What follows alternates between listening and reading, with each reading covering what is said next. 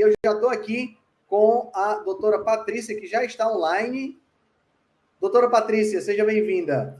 Obrigada. Boa noite, gente. Boa noite, boa noite, boa noite. Doutora Patrícia vai falar sobre comida de verdade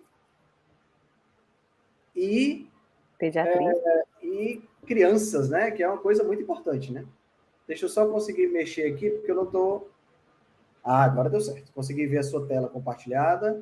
Deixa eu compartilhar aqui. Perfeito. Doutora Patrícia, muito obrigado pela sua presença. Para mim é uma honra poder contar com você na nossa jornada e eu acredito que você vai arrasar, tá? Lembra só de tirar essa barrinha aí para não atrapalhar teus slides. Isso. Perfeito. A audiência é toda sua. Boa palestra. Muito obrigado. Boa noite, gente. Henrique, obrigada pela oportunidade. Eu estou muito feliz de participar dessa jornada, no meio de tantos palestrantes, né, de gente, profissionais tão competentes, né, cada um na sua área. E lá vou eu, vamos lá, vamos falar um pouquinho de comida de verdade e pediatria. Primeiro, assim, como eu sou uma das pessoas que, assim, mais novas, né, no grupo da jornada da Rebelião Saudável, eu vou me apresentar um pouquinho, né, quem sou eu? Então, eu sou uma pediatra, mas não somente uma pediatra, eu sempre falo que eu sou uma pediatra apaixonada pelo que eu faço, eu não consigo imaginar fazendo outra coisa senão pediatria. Eu já falava em pediatria quando pequena e é uma coisa assim que eu tento passar para os meus alunos. Dentro da pediatria, eu me formei numa área de atuação, que é a pneumologia pediátrica, e aí o pessoal fala assim, mas você vai falar de alimentação? Eu falo assim, mas não dá para separar, gente, é tudo junto, é tudo misturado. Quando eu pego um paciente com asma, obeso, eu não tenho como falar somente da medicação, eu não tenho como falar somente do tratamento de asma. Dentro do tratamento dele, eu vou ter que falar da alimentação, né? Eu sou professora de pediatria, de 2 faculdades aqui em Juiz de Fora, Minas Gerais, e eu adoro também ser professora, né? Você fazer pediatria, você praticar pediatria é maravilhoso, e você ensinar a sua paixão é mais maravilhoso ainda. Eu tenho mestrado em saúde na Universidade Federal aqui de Juiz de Fora, e eu estou fazendo o meu doutorado, que está à prestação por conta da pandemia, está um pouco parado, mas enfim, pretendo ainda acabá-lo. Sou fã de alimentação low carb.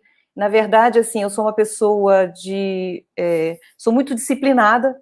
Eu fui uma adolescente obesa, de família de mãe obesa, com síndrome metabólica, e eu sempre fiz tudo muito certinho, mas eu fazia as coisas erradas. E de uns anos para cá, eu fui introduzida no mundo low carb e comecei a viver todos os benefícios da vida low carb, com melhora. Eu já tinha o peso que eu queria, mas melhora da energia, do refluxo, da parte cognitiva. Eu tenho uma questão familiar muito importante de Alzheimer, e assim, melhora cognitiva é impressionante. E para todo mundo se sentir à vontade nessa palestra, eu também sou uma mãe que errou na alimentação dos filhos.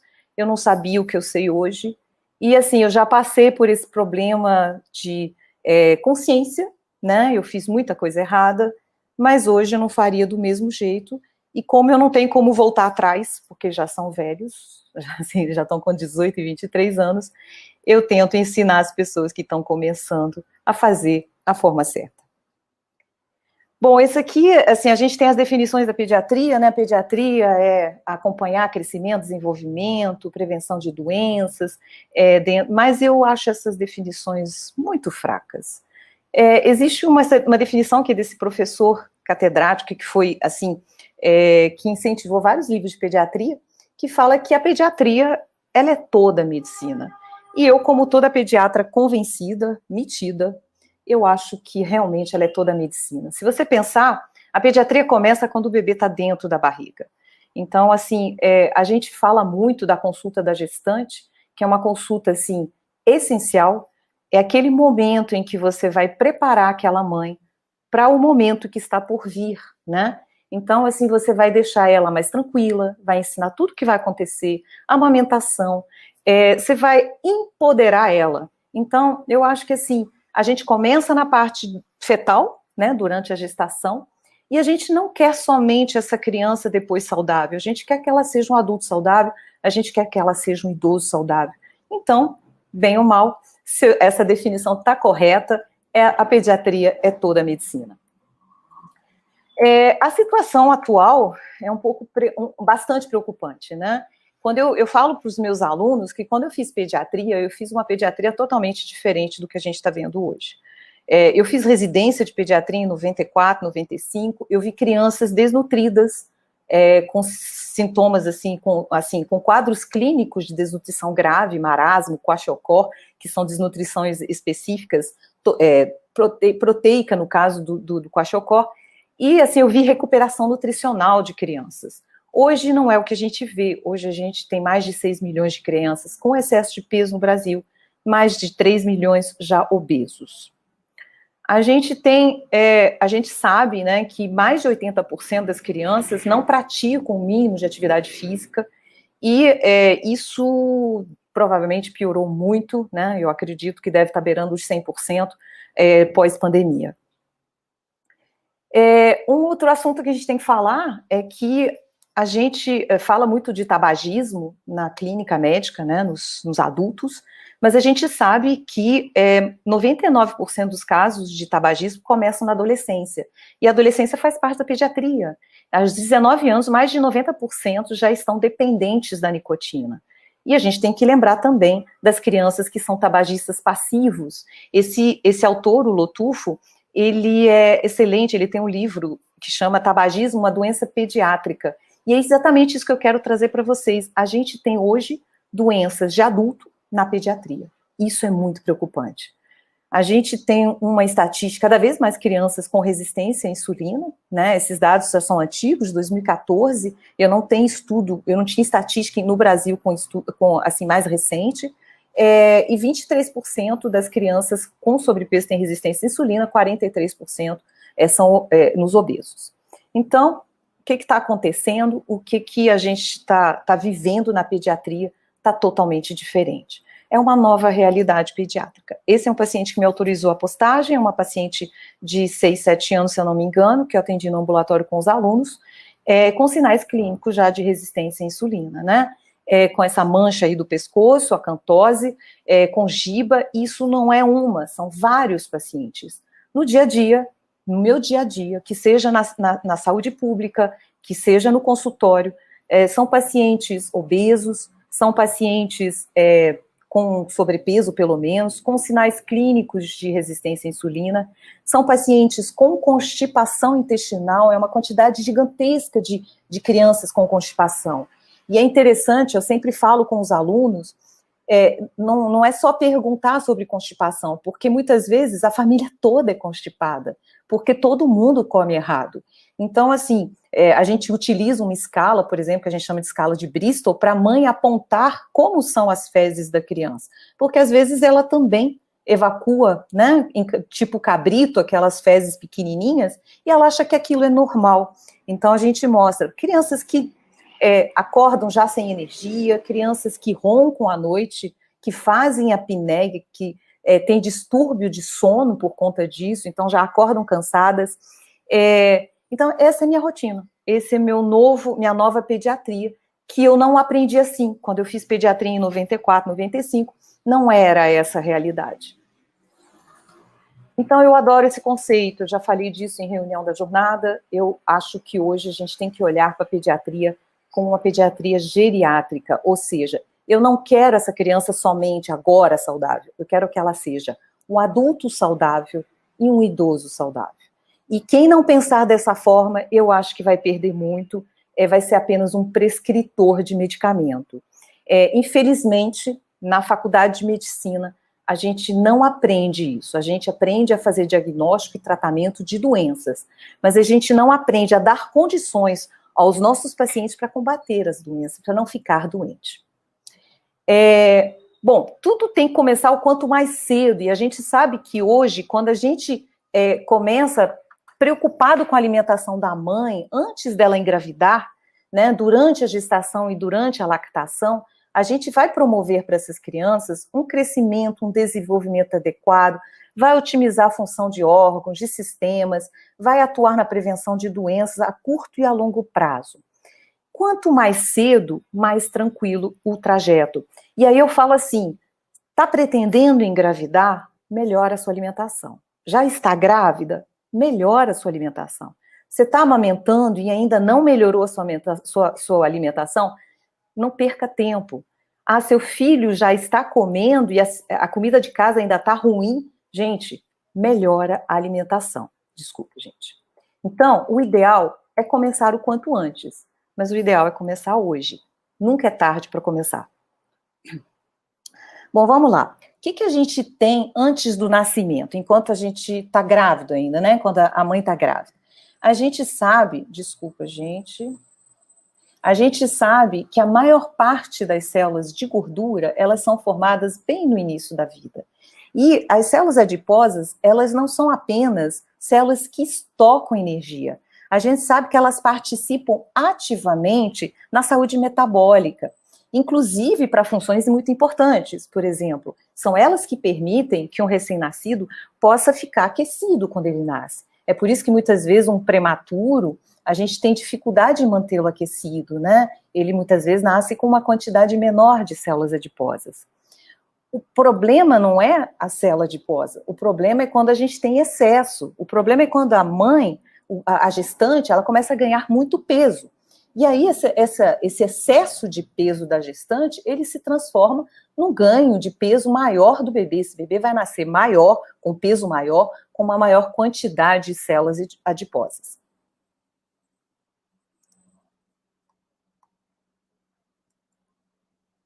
Ô, gente, vocês estão me ouvindo? Meu Deus.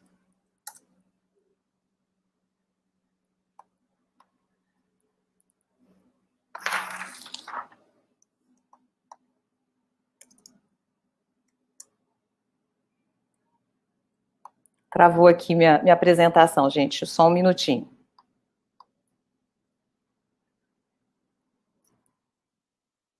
Nós estamos te ouvindo sim, viu, Patrícia?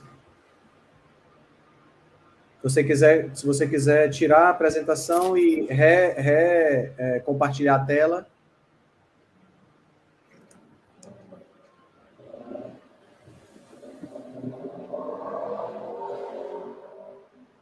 Oi. Tudo bem, gente? Vocês estão me ouvindo? Desculpa que a minha apresentação travou, tá? Vamos lá. Então, assim, o que eu estava falando? Em relação aos fatores que definem a obesidade.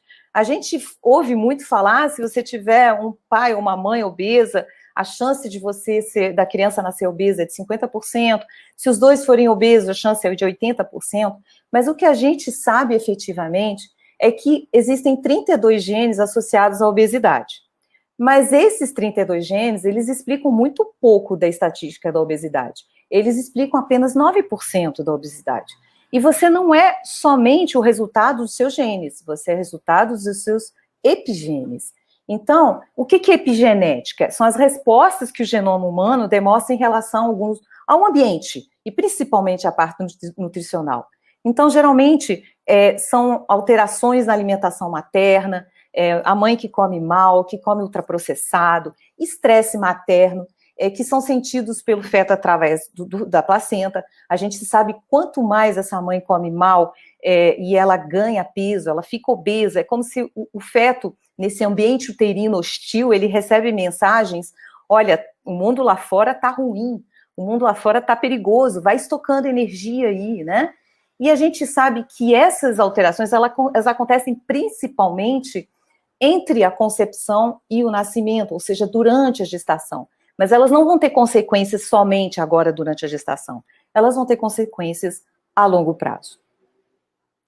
Hoje a gente fala muito de programação de desenvolvimento. Então, isso que eu falei, né? E não é só obesidade materna, a mãe desnutrida também, ou então estresse materno, isso gera sinais, isso manda sinais para esse feto, mandando ele estocar energia extra e aumentar seu percentual de gordura. A gente sabe, isso tem estudos, que bebês muito grandes geralmente têm a ver com diabetes gestacional. Não somente, mas é muito comum que a mãe esteja com diabetes durante a gestação. E esses bebês, eles vão ter aumento da insulina, hiperinsulinemia, frequentemente resistência à insulina, e eles estão predispostos a fazer obesidade e síndrome metabólica. Mas a gente também tem estudos, e aí, isso aqui são termos pediátricos, né, GIG e PIG. GIG é grande para a idade gestacional, e PIG é pequeno para a idade gestacional. Vejam bem, não é um prematuro, é uma criança que nasceu pequena, muitas vezes com mãe desnutrida. Então, a gente tem estudos, por exemplo, de pós-guerra, pós a Segunda Guerra Mundial, em que as mães tinham dietas, assim, até 800 calorias dias, né, e eram desnutridas. Essas crianças, elas tinham um risco aumentado de posterior obesidade, diabetes e outras doenças. Então, a gente também tem um estudo que foi feito com crianças recém-nascidos na Índia, com um grupo controle de recém-nascidos na Inglaterra. Esses recém-nascidos na Índia, eles nasceram de mãe desnutrida, com uma média de 700 gramas a menos do que a maior parte do que os outros bebês do grupo controle, e esses bebês, eles tinham um aumento na insulina, eles tinham insulina alta, tá? Bom, então, o que a gente sabe? Que esses fatores nutricionais e metabólicos, principalmente numa fase tão suscetível, no início da vida, isso tudo vai afetar a longo prazo, não vai afetar essa criança somente no início da vida, vai ter consequências a longo prazo para todas a saúde, né, funções fisiológicas, metabólicas. Exemplos de programming, né, a gente tem, por exemplo, as crianças que no primeiro ano de vida têm práticas alimentares erradas. Então, por exemplo, crianças que comem açúcar, ultraprocessado. E aí, quando eu falo errado, às vezes a mãe está achando que está fazendo certo, né? Porque a gente tem os tais alimentos infantis, que de infantil não tem nada, né? Que muitas vezes tem açúcar ou similares, né? E a mãe está achando que está fazendo correto, né? A gente sabe que o aleitamento materno, ele tem um efeito protetor absoluto no risco de obesidade na vida adulta. E aí eu tenho que falar um pouquinho de leite materno. Leite materno, eu gosto muito dessa tabela, é uma tabela que eu utilizo na minha aula com os meus alunos, fala sobre, assim, compara um leite nos primeiros dias de vida, né, o colostro, que é aquele leite mais amarelinho, com o leite maduro. Eles pegaram leite já assim, lá no finalzinho do primeiro mês. Eles comparam o leite de uma criança que nasceu a termo, ou seja, há mais de 37 semanas de gestação, com um prematuro. E a natureza é tão perfeita, né, que a gente vê que o leite é diferente.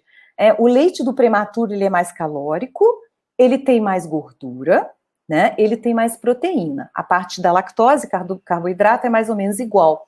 É sensacional, é como se a gente estivesse, assim, ajudando esse bebê que nasceu antes do tempo a ganhar, assim, a recuperar o tempo perdido, né? E a gente vê também a diferença entre o colostro e o leite maduro.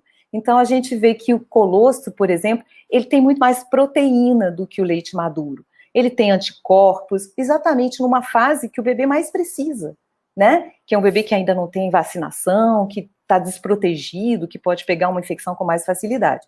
Então, assim, a natureza programa isso tudo para a gente, né? E, além disso, além dos macronutrientes, a gente tem uma série de substâncias dentro do leite materno, desde vitaminas, etc. A gente tem substâncias bactericidas, a gente tem substâncias anti-inflamatórias, inclusive no colostro tem substâncias laxantes. Por quê? Que acelera a eliminação de mecônio, que são as fezes do feto, para que esse bebê possa começar a evacuar e se alimentar de forma correta, assim, normal. Então, assim, é tudo de mais perfeito, né? Bom, o que a gente sabe em relação à alimentação na amamentação? Existem, assim, as mães me perguntam muito, né? Será que o que eu comi é que gerou a cólica no meu filho? Não existem estudos muito robustos sobre isso, mas eu acho que a gente tem que usar de bom senso, né? Eu tive um paciente no consultório que a mãe, toda vez que ela comia feijão, o bebê tinha cólica. Eu falei, então para de comer feijão, né? E coincidentemente, ela tentou dar feijão para ele na introdução alimentar e ele simplesmente tinha muita cólica, tá? Mas, assim, a gente sabe de algumas coisas, medicações, algumas passam no leite materno, cafeína geralmente deixa o bebê mais agitado, e a gente tem alguns estudos bem interessantes aqui, né?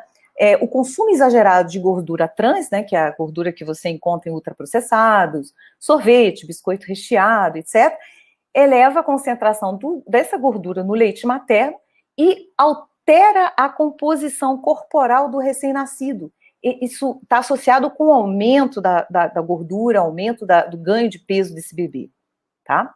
Alguns micronutrientes, esse estudo aqui, esse segundo estudo, foi uma revisão sistemática, consta 59 estudos de associação e 43 de intervenção, ou seja, uma revisão boa, né?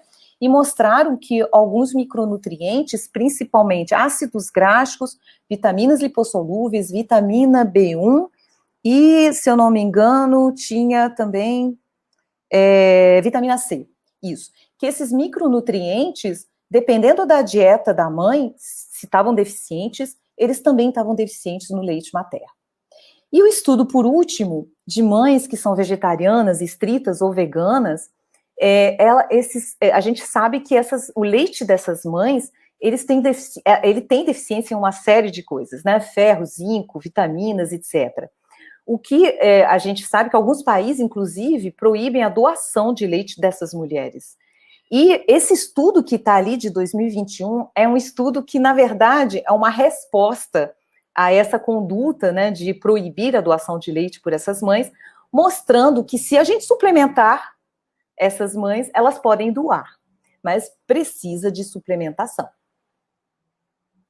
Bom, então, assim, no mundo perfeito, né, o ideal seria que todo mundo amamentasse, mas a gente sabe que na vida real não é bem assim.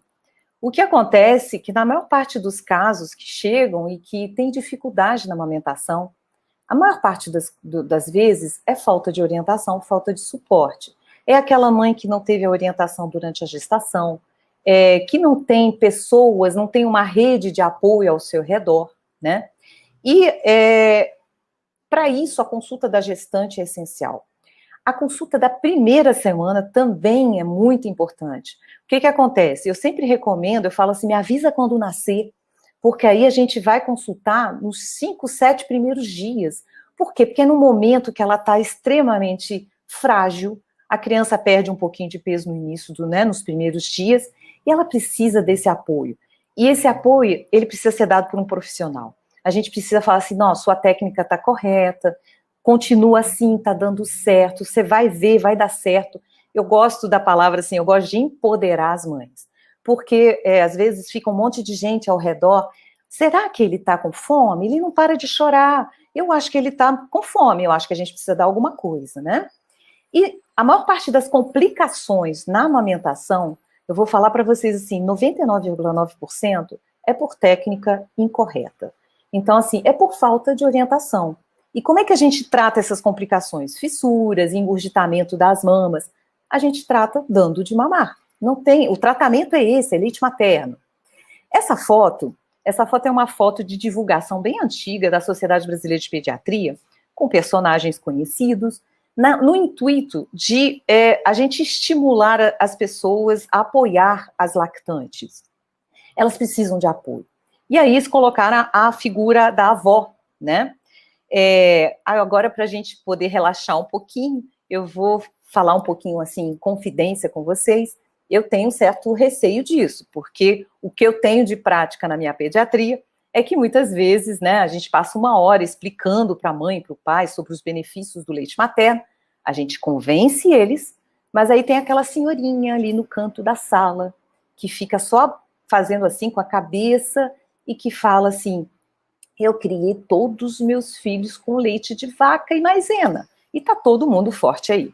Então ela destrói sua consulta em segundos. Mas aí, há um tempo atrás, eu encontrei um artigo que é antigo, mas que é sensacional. É um artigo brasileiro de uma revista de saúde pública, o título Influência das avós na prática do aleitamento materno. Falei assim, vou olhar. Foi realizado na Universidade do Rio Grande do Sul. E aí, assim, o que eles fizeram? Eles pegaram 600 mães de recém-nascido, né, em um hospital universitário, coletaram dados na maternidade e nos domicílios com 1, 2, 4 e 6 meses. E eles pegaram as informações sobre a participação da avó, né? E viram, assim, sobre a influência da avó que aconselhava, não, dá um chazinho, dá uma aguinha, dá um outro leite, né? E quem interrompeu o aleitamento materno nos primeiros 6 meses de idade.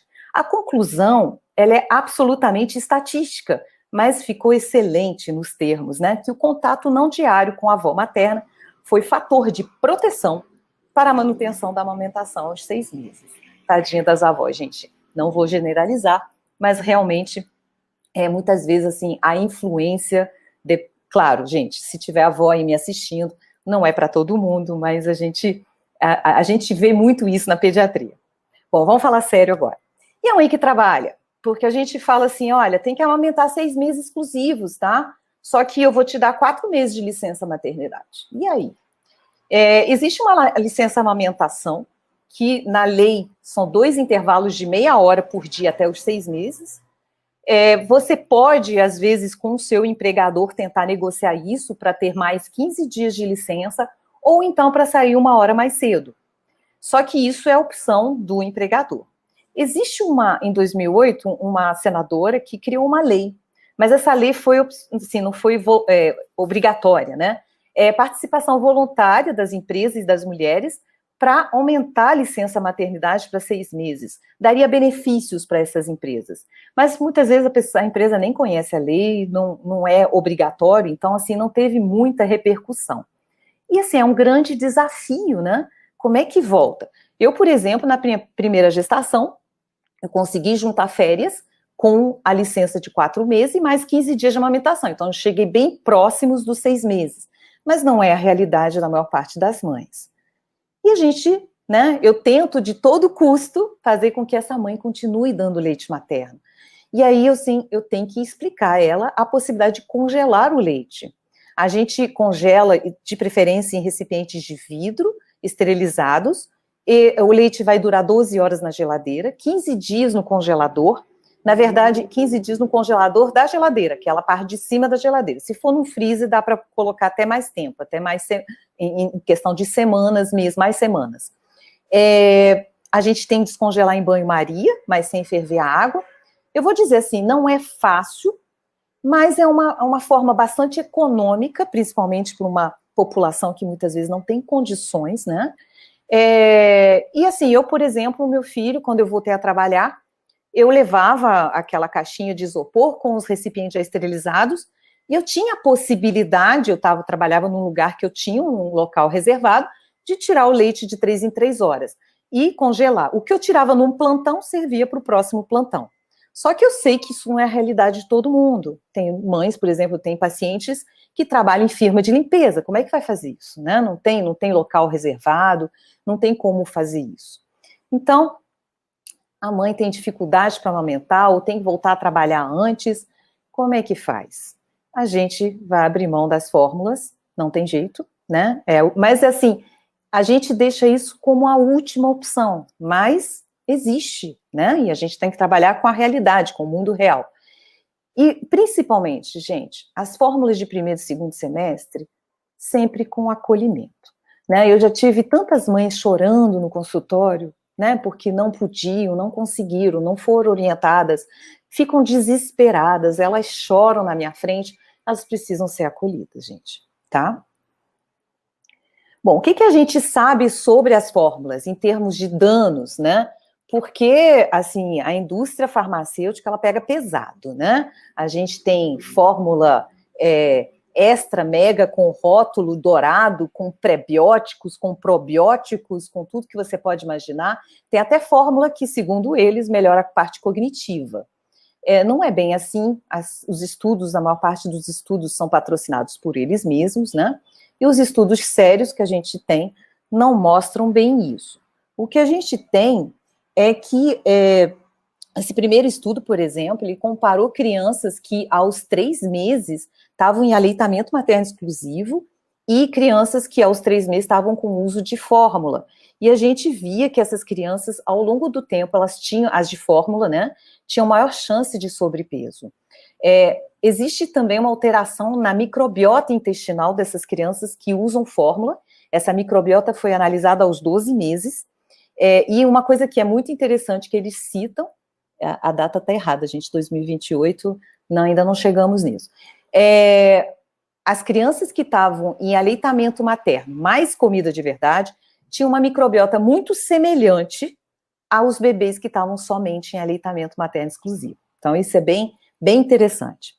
O segundo estudo, ele mostra que qualquer duração de aleitamento materno, maior que pelo menos de 3 a 4 meses, pelo menos, protege contra alergias, principalmente alergias respiratórias, aqueles bebês chiadores que fazem crises de sibilância, de chiado, de forma recorrente. E a gente não observa isso com as fórmulas hipoalergênicas. As fórmulas que a gente chama de hidrolisadas, que são fórmulas hipoalergênicas, elas não previnem contra isso. Elas têm a sua utilidade para uma criança, por exemplo, que não está em aleitamento materno e que precisa usar fórmula e que tem alergia à proteína do leite de vaca. Isso sim, elas têm a sua indicação, mas não tem essa prevenção de crise de chiado em crianças que não têm essa alergia, tá? Que mais que a gente tem? O terceiro estudo, ele compara perfil metabólico de crianças com leite materno e fórmula, ao nível porque assim, de proteína e porque as fórmulas retiram muitas vezes a gordura e mostram que essas fórmulas levam muito mais à oxidação. Então, assim, são estudos bastante importantes para mostrar os danos das fórmulas. A gente tem várias coisas, né, sobre alergia, sobre a prevenção de inflamação intestinal, sobre, o comportamento alimentar. Quando eu dou de mamar, o que acontece? A saciedade do bebê, ela é respeitada. A criança mama quando está com fome. E isso, a gente nasce com um sistema de saciedade muito adequado, né, muito correto, muito certinho. Só que o problema da fórmula é que a mãe decide dar tantos ml de 3 em 3 horas e, às vezes, muitas vezes, ela força um pouquinho, né? Não acabou, ó, tem uma sobrinha, vamos lá, toma aí. Então, isso acaba que prejudica, inclusive, esse mecanismo de saciedade. Eu sempre falo com as mães que estão com seus bebês na base de fórmula, para tipo assim, ele abandonou, né, ele parou de mamar, deixa quieto, ele está saciado, ele não precisa de mais. Bom, o que as autoridades falam, né? As autoridades falam assim, a Organização Mundial de Saúde, Ministério da Saúde, Sociedade Brasileira de Pediatria, dê aleitamento materno exclusivo até 6 meses, depois complemente com comida de verdade até 2 anos. E esse aqui é o esquema alimentar da Sociedade Brasileira de Pediatria até 2 anos, então com leite materno até 6 meses, depois começa com 2 papas de fruta no meio da manhã e da tarde, papa salgada no almoço, depois aos 7 meses, papa de noite. Aí eu pergunto para você, gente, eu odeio essa palavra, papa de fruta, papa salgada, gente, isso não existe. Como é que eu quero apresentar alimentos, e essa fase inicial de 6 meses a 1 ano é uma fase de apresentação de alimentos, porque o leite materno ainda está muito presente, né? Você está apresentando alimentos e você mistura tudo. Uma papa é uma mistura de um monte de coisa e não tem gosto de nada. Tem uma consistência amórfica, tem uma cor de nada e tem sabor de nada. Bom, falando um pouquinho de introdução alimentar, quando é que a gente começa a alimentar? Porque a gente fala 6 meses, mas 6 meses é uma idade aproximada. Por quê? Porque a gente se baseia no desenvolvimento. Então, esse paciente, ele já senta sozinho, né? Não faz o menor sentido você alimentar uma criança que está tombando para os lados, tá? Ele consegue levar objetos até a boca, ele não faz aquele mecanismo de protusão da língua para fora, né? Aquele reflexo de cuspir as coisas para fora, e ele demonstra interesse pelos alimentos, né? Quando as mães falam assim, ele já está aguando, né? Ele olha para o meu prato e quer levar as coisas para a boca. Isso é mais ou menos por volta de 6 meses. E a gente não tem que discutir, gente, comida de verdade. A gente pode pensar assim, mais carne, mais não sei, comida de verdade, né? Nada de ultraprocessado, a gente tem que apresentar os alimentos como eles são. Agora, é claro que a gente pode fazer uns ajustes. Por quê? Porque se eu parto do princípio que o meu paciente ele tem um estômago pequenininho, né? E aí eu vou dar um alimento que nutricionalmente não tem muita coisa, né? É pobre. Eu vou estar ocupando espaço que poderia ser preenchido por um alimento com densidade nutricional muito mais adequada. Então, eu sempre falo, né? Carne, vísceras e o restante para complementar. E o método, né? Porque isso aí é a grande dúvida das mães. A gente basicamente tem 3 tipos de método. Tem a alimentação tradicional, vejam bem, não é papinha, tá? Não é batido no liquidificador, nada disso. É só a mãe e o pai, né? Os pais guiando a alimentação. A gente tem o BLW, né? Que é o desmame guiado pelo bebê. O bebê aprende a se alimentar sozinho. Então, o que a gente faz no BLW? A gente parte os alimentos, tem técnicas, inclusive, para partir em pedaços, em tiras, em bastões, para a criança poder segurar e levar até a boca. É um processo extremamente interessante, porque a criança, ela aprende a textura dos alimentos, ela aprende a cor, ela sabe o que está sendo colocado na boca dela. Isso aumenta muito o interesse pela alimentação. E a gente tem, de forma mais recente, vamos dizer, uma forma de BLW, vamos dizer, mais moderna ainda, que é a tal de Bliss. Na verdade, é muito parecido com o BLW, é a introdução aos sólidos guiada pelo bebê. O que o Bliss fala? Alimentos em pedaços maiores, tem algumas regras, a gente vai sempre dar nas refeições um alimento com densidade nutricional maior, rico em ferro, e aí, assim, é óbvio que proteína animal, priorizar também alimentos que aumentam a absorção de ferro, então, assim, seria um BLW mais moderno, né? Isso aqui eu vou mostrar para vocês, na verdade, é um crédito do site do BLW, mostrando exatamente isso, na verdade, é muito mais Bliss do que BLW. So golden.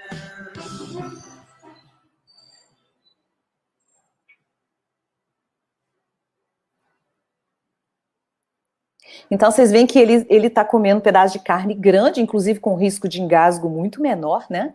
E é extremamente rico em informação, né? Ele está se alimentando com alimento com densidade nutricional elevada e ele mesmo está aprendendo a reconhecer esse alimento. E é muito prazeroso, né?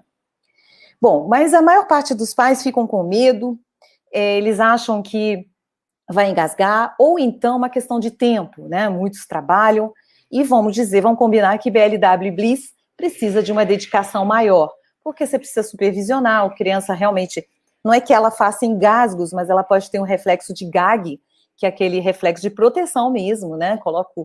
Ela dá aquele ressalto mesmo, parece que vai vomitar, e os pais ficam assustados. Então, a criança, ela pode receber os alimentos oferecidos pelos pais, mas ainda assim, eu bato nessa tecla, ela tem que interagir com a comida. Então, é como se a gente fizesse uma situação intermediária, a gente pode alimentar a criança, mas a gente deixa ela pegar com as mãos alguns pedaços, a gente deixa ela olhar as cores, ver as texturas diferentes e levar até a boca os alimentos.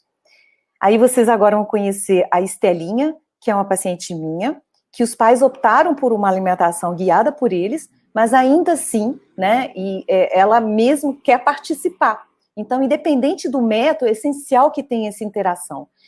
Tem que ser rápido, porque ela pega muito rápido esse garfinho, é abacate, ela tira o garfo da mão do pai, mesmo sendo uma alimentação guiada pelos pais, tá?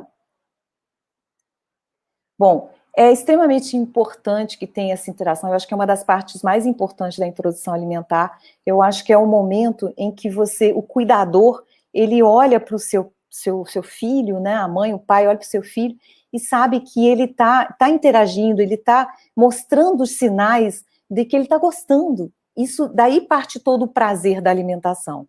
Então, tem que ter um contato visual, às vezes até sorrir. Eu brinco com a mãe, eu falo, assim, eu explico para a mãe, por exemplo, quando o paciente, às vezes a criança não quer um determinado alimento, eu falo assim, come ele na frente dele, reforce os movimentos de mastigação e veja se ele não vai te imitar, né?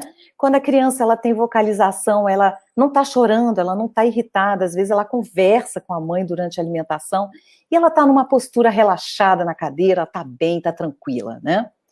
E respeitar a saciedade, gente. Eu vejo cenas que me deixam assim de cabelo em pé, né? A gente vê o bebê ali sufocado. Isso aqui é um vídeo que eu acho interessante. Ele está mostrando que ele não quer mais. Eles insistem em dar, né? Então, assim, os sinais de saciedade, virou a cabeça, fechou a boca, faz aquele movimento de para-brisa em cima da mesa, empurra a comida, joga a comida no chão. Pelo amor de Deus, né? Eu falo que forçar uma criança a comer é você comprar um relacionamento ruim com a comida, é você, na verdade, é um tipo de violência. Então, respeito com a sociedade. A gente tem que lembrar também que esse bebê é um ser humano, ele tem preferências. Às vezes a mãe fala assim, ele não gosta de chuchu. Falei assim, ele come carne, ele come ovo, ele come outros legumes, mas ele não gosta de chuchu. Falei, deixa ele quieto, né? Ele respeitar as quantidades, gente. Às vezes as mães acham que a criança tem que comer igual um adulto, eles comem pouco. E se for comida de verdade, com densidade nutricional elevada, essa criança vai comer pouco em quantidade. Ela tem a saciedade dela regulada. E respeito com a inconstância. Não tem dias que você está com mais apetite e menos apetite? Mesma coisa com as crianças. Principalmente fase de erupção de dente e tudo mais, que eles não querem, eles estão, né, eles vão diminuir. Se está tudo indo bem, está ganhando peso, está tudo certinho no decorrer, está ótimo. Isso aqui, eu acho que assim, como a gente está ensinando essa criança a ter mais paladar, assim, a aprender a ter mais, a aumentar o leque de paladar dela, né? Eu gosto muito desse vídeo, é uma filha de um ex-aluno meu. A gente aprende, a gente nasce com a facilidade para o gosto doce e salgado, mas ácido e amargo é complicado. Então, eles estavam num trabalho de todo dia apresentar um sabor diferente, e no 22º dia foi o limão.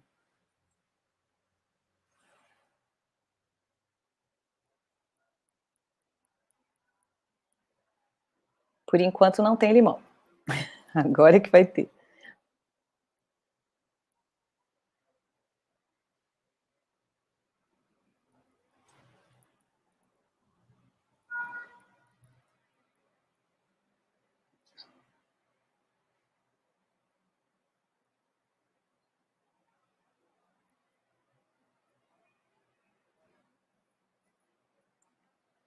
Vai dar aquele nervosinho do ácido.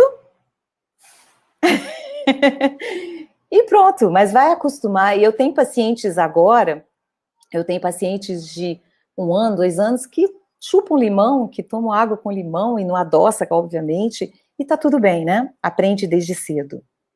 Falar um pouquinho de janela imunológica, né? A gente sabe que alguns alimentos, se introduzidos muito tardiamente, a gente tem mais risco de alergia.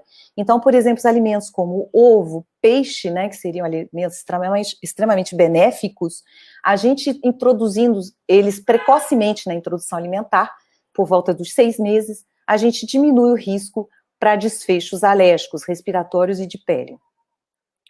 Bom, chega no 2º ano de vida, o aumento de peso, né, se a gente olhar a curva de peso, é como se fosse uma parábola, né, então chega o 2º ano, começa a desacelerar esse crescimento, esse aumento de peso. E com isso, a necessidade de nutrientes também.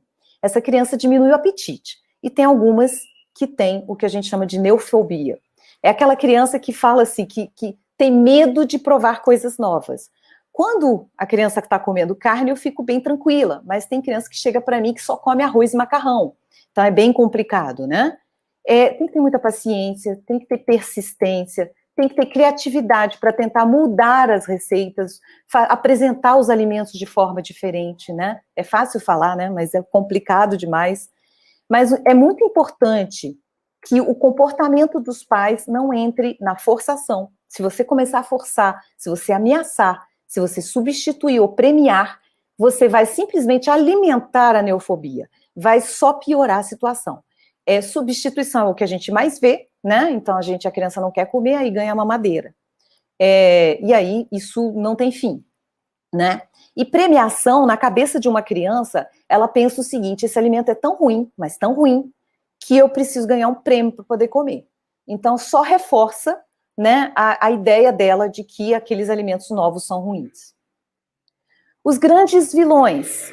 eu gosto de falar desses grandes vilões porque, às vezes, e eu trabalho também em saúde pública, em posto de saúde, e eu vejo que, às vezes, uma pequena mudança, uma coisa pequenininha, vai mudar muita coisa. Então, quando eu vou ver, assim, a criança está lá com sobrepeso, não está querendo comer comida de verdade, e quando eu vejo, geralmente tem um, dois ou três desses fatores. Então, o primeiro, composto lácteo. Gente, a fórmula, quando a gente não tem como escapar dela, chega a 1 ano de idade, eu falo assim, livre-se disso, acabou, tá? Então, é comida de verdade, e se precisar de leite, o leite comum. Mas, assim, não é a base da alimentação. A base da alimentação é comida de verdade. O composto lácteo, pela legislação, ele tem que ter 51% de leite e vai ter açúcar, vai ter maltodestrina, vai ter óleos ruins, vai ter aditivos. E tem crianças, como eu já atendi várias vezes, que tomam 4, 5 mamadeiras. Isso quando não vem com as farinhas de cereais, que são farinhas refinadas, que tem açúcar, maltodestrina, são ultraprocessados, gente, tá? E é interessante porque a gente fala tanto não dá ultraprocessado, mas vem com o rótulo, né, de alimento infantil. E as bebidas doces, sucos de caixinhas, refrigerantes, e aí eu incluo também os naturais aí, água de coco, sucos naturais, tá? Porque aí a criança, ela recebe uma carga energética, tem um aporte energético muito elevado, ela supre as necessidades dela naquele momento, e ela simplesmente não vai querer comer, mas ela tá mal nutrida, né? Ela falta muita coisa aí. Esse aqui foi um post que eu fiz há um tempo atrás, que deu uma boa repercussão. Do lado esquerdo, vocês têm as fórmulas de primeiro e segundo semestre, e do lado direito, vocês têm os compostos lácteos. Não, qualquer semelhança não é coincidência. A indústria alimentar, ela sabe muito bem disso, né? Então, o que o pai ou uma mãe que desprevenido vai pensar? Puxa vida, eu tenho condições de dar esse cuidado para o meu filho. Eu vou dar continuidade nesse cuidado, né? Isso aqui, eu estou fazendo o melhor para o meu filho. Eu vou continuar dando fórmula. E, assim, é terrível, né? Se você imaginar que a gente não está falando da mesma... As fórmulas de primeiro e segundo semestre são ruins, mas as de 1 ano em diante são bem piores. Isso aqui é só um paciente que eu atendi, olha, eu atendi ele com 10 meses. Ele usava leite como um Silon com farinha de cereais e com açúcar. Eu tive uma conversa simples com a mãe. Ela chorou quando eu falei que o filho dela estava obeso, e aí eu pedi para ela voltar, e ela voltou em 5 meses. Ela somente retirou o açúcar e farinha de cereais. A comida que estava atrapalhada com essas mamadeiras, né, ela voltou a comer. E simplesmente ele entrou dentro das faixas de peso normais. E os sucos, por que não o natural?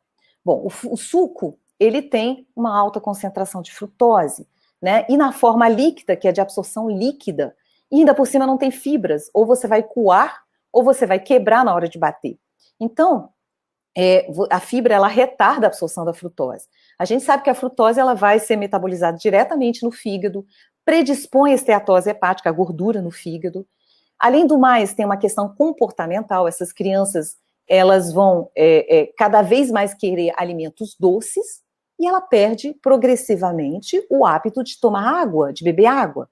Eu gosto muito dessa frase do Robert Lustig, que é um endocrinologista pediatra, que ele fala que a frutose é o álcool das crianças. Ela é convertida em gordura no fígado e piora o perfil lipídico sanguíneo. Na verdade, a gente fala muito de esteatose hepática alcoólica, né, na pessoa que bebe, né? No caso, essa é uma esteatose hepática em crianças não alcoólicas por causa de bebidas doces. A Academia Americana hoje, ela fala para não oferecer suco no primeiro ano de vida, e a Patrícia orienta a evitar sucos para sempre, né? Bom, no fim das contas, o que vai ficar, né? É a comida da família. Eu vejo muitas vezes, eu oriento a introdução alimentar, a maior parte dos pais, nos primeiros 6 meses, fazem tudo muito certinho, né, no primeiro ano de vida. Alguns muito disciplinados vão até 2 anos, mas no fim das contas, o que vai ficar é a comida da família. E aí, se a comida da família estiver ruim, né, vai ter uma comida ruim, né, vai ser uma nutrição muito inadequada. O consumo de ultraprocessados, a gente sabe que são alimentos que levam a satisfação muito rápida, e o problema é que essa satisfação, ela é fugaz, né? Ela passa rápido, gera ansiedade, e leva a procurar cada vez mais por recompensa. Então, tem esse ciclo de recompensa que não acaba nunca. O problema é que a indústria, ela joga muito sujo, né? Isso aqui é um estudo de 2007 que mostra que crianças americanas assistem 30 mil propagandas de fast food ou de doces, né, de ultraprocessados por ano. Então, eu imagino que isso agora deve ser pior. Eu fico imaginando, assim, quando a gente faz uma compra, a gente está procurando comprar um computador, a gente pesquisa lá, né, para comprar um computador. Depois a gente fica recebendo um monte de mensagens sobre promoções, né, de computador. Então, vocês imaginem como é que essas crianças estão sendo vigiadas. Os joguinhos, os desenhos, elas recebem nos intervalos um monte de propagandas. Isso tem um efeito, e é muito difícil, é injusto. A gente não consegue brigar com isso, é complicado, né? Eu falo, não leve a criança para o supermercado, por favor. Então, assim, como é que a gente pode fugir? A primeira coisa que eu oriento é limpar o ambiente da sua casa. Se você limpar o ambiente da sua casa, você já está resolvendo 90%, 95%, né? É muito mais difícil a criança ter acesso se dentro de casa não tem.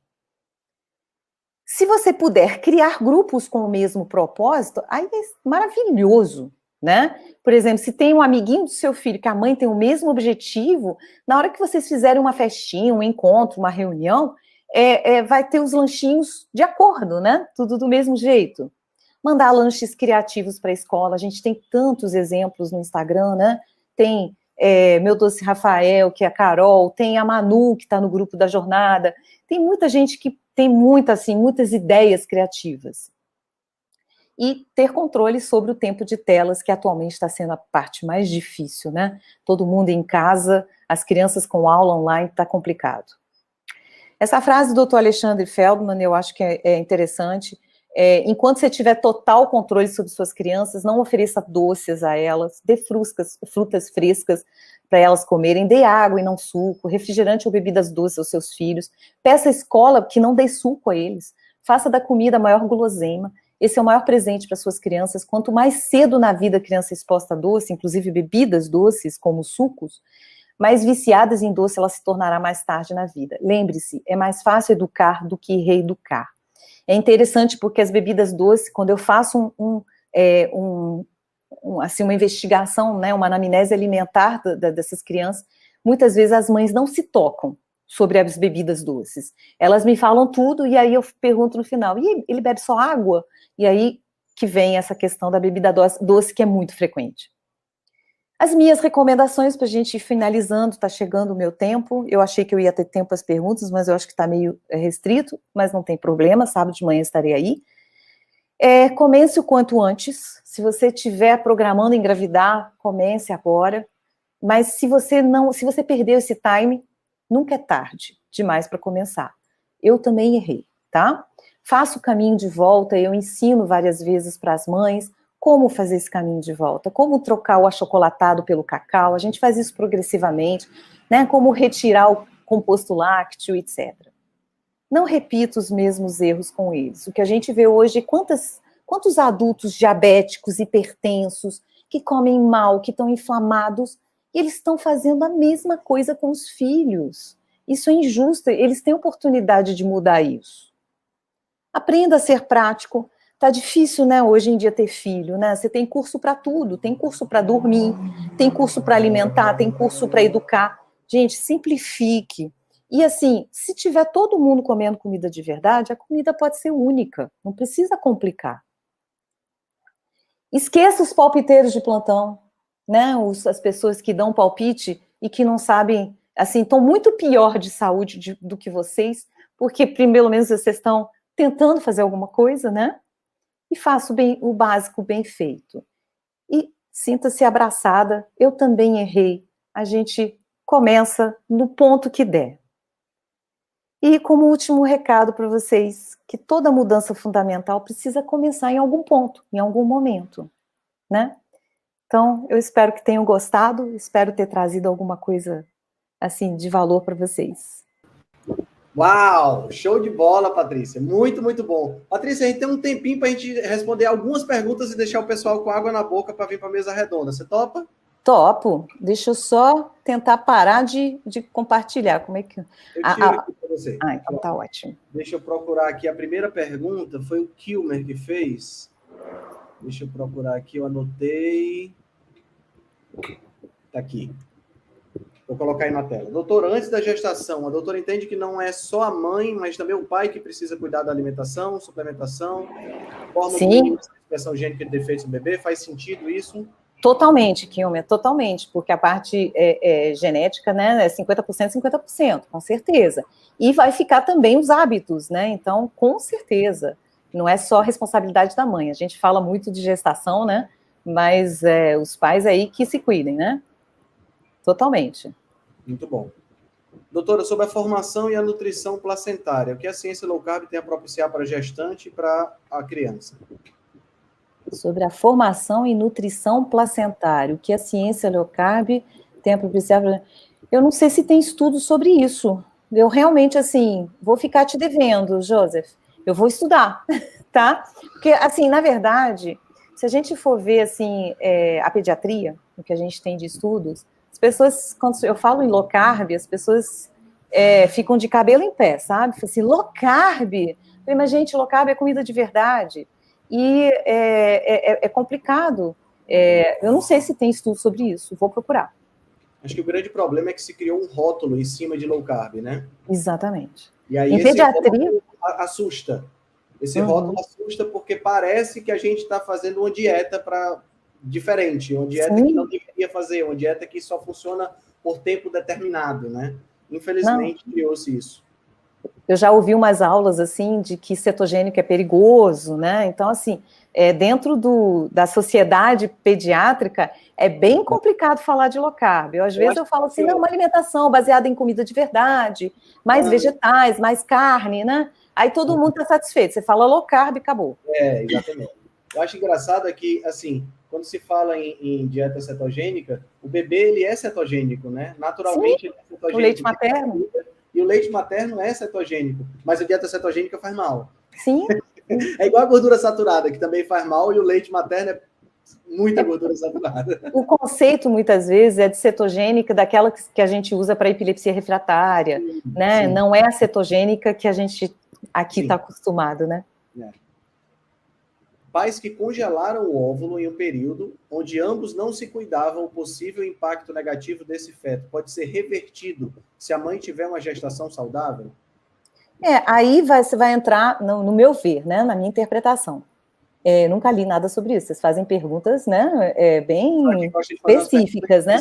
Mas eu parto do princípio que você vai entrar na questão dos 9%, né, da genética, e aí você tem 91% aí para influenciar. Então, eu acho que sim, dá para você reverter, com certeza. Genética não é tudo, né, gente? Eu estou aqui para comprovar. Eu acho que as chavinhas que tiverem sido viradas da epigenética, que congelaram, elas ainda têm possibilidade da gente dar uma melhorada durante a gestação e na alimentação da criança, né? Sim. A coisa não existe um determinismo completo, né? Gente, eu fui um bebê de 4,5 kg, mãe diabética, síndrome metabólica e alimentação ruim na infância. Então, assim, eu mudei na época da adolescência por conta própria. E hoje eu estou, assim, metabolicamente muito saudável. Mas legal. Vamos lá. E quando a mãe começa a ter problema de secar o leite, o que fazer? Tem que ir para a fórmula? Então, quando tem problema de secar o leite, primeiro a gente tem que entender, assim, eu gosto muito de ir na raiz do problema. Tá secando o leite por quê?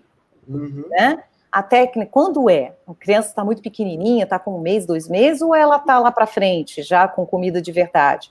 A mãe já está trabalhando, então ela já não está estimulando tanto, né, a produção de leite. Então, assim, tem que tentar entender, essa mãe está passando por um momento difícil, ela está com estresse, o que está acontecendo nesse contexto? Se em último caso a gente não conseguir, ir para a fórmula, né? Mas eu digo assim, o mecanismo de congelar o leite, por exemplo, foi uma maneira também de deixar, impedir de secar, porque eu retirava leite de 3 em 3 horas como se eu estivesse dando de mamar. Então, é uma forma também de estimular a sua mama. Bom. Mas, assim, tem que ver cada caso, né? Cada caso é um caso. Doutora Patrícia, o leite materno tem perda sensível de densidade nutricional ao longo do tempo? Então, o que a gente sabe é que no decorrer da mamada, o leite ele fica mais, ele tem aumento de lipídios, né? No decorrer de uma mesma mamada, né? Agora, não sei se você está falando ao longo do tempo, não é na mesma mamada, é ao longo do tempo, né? É... Não, na verdade, assim, é porque as necessidades do bebê que mudam. Não é tanto o leite materno que perde a densidade nutricional, as necessidades do bebê que aumentam, né? Então, a partir de 6 meses, você vai precisar de outras coisas também, né? Uhum. O Joseph fez essa pergunta, achei legal. Prejuízos bucomaxilofaciais respiratórios para criança que não foi estimulada a mastigar, por conta das papas, que a Sociedade Brasileira de Pediatria adora. Com certeza, né? Meu Deus do céu, vou ser expulsa do mundo pediátrico. Muito bem. Não, o pessoal que está assistindo, ninguém fala para ninguém. Tá? Ninguém divulga para a Sociedade Brasileira de Pediatria, não, tá, gente? A gente, com certeza, a mastigação é extremamente importante, a gente sabe que tem muito a ver com a parte respiratória, né? Os bebês que desenvolvem também, né, os dentes. A gente vê mais cáries, a gente vê mais... que mais? A gente vê mais problemas respiratórios de via aérea superior em crianças que não são estimuladas. E, assim, são crianças que, depois, para tirar esse mau hábito de papinha, né, é uma complicação danada. São crianças que cospem os alimentos, né? É muito mais fácil ensinar o certo desde o início, né? Pois é, uma coisa que eu acho super interessante se sugerir para começar com um alimento que são muito palatáveis. Não, vamos começar com fruta, papa de fruta. A criança que come papa de fruta, quando é que ela vai querer comer fígado? Pois é. Ou brócolis, que seja. Ela não vai querer. Né? Se eu comer banana, aí depois você vai me dar brócolis. Brócolis vai voar longe, que eu não vou querer, mas traga banana que eu como. É muito... assim, não entra na minha cabeça essas coisas, sabe? Não, e dá banana, mas assim, não passa pela cabeça dar um limão, maracujá, uma coisa mais ácida. Porque tem muito essa questão da preferência paterna, né? Aí, banana é uma delícia, limão é muito ácido, então eu vou dar só a banana e não vou dar o limão. Não, com certeza. Né?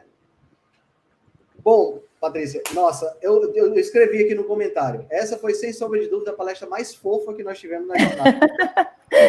Tenho que agradecer meus pacientes. Cozinho de bebê, não tem jeito. Popularidade garantida, tá?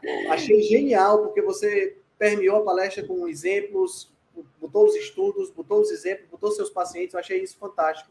Nossa, muito bom mesmo. Eu tenho certeza que todo mundo aprendeu bastante. Ainda tem muitas perguntas aqui, mas para a gente não ficar muito adiantado no tempo, a gente volta no sábado. Pessoal, que fez pergunta que não foi respondida pela doutora Patrícia, sábado às 10 horas da manhã nós vamos ter uma mesa redonda e ela vai estar aqui com a gente para responder as perguntas que faltarem, tá bom? Com o maior prazer.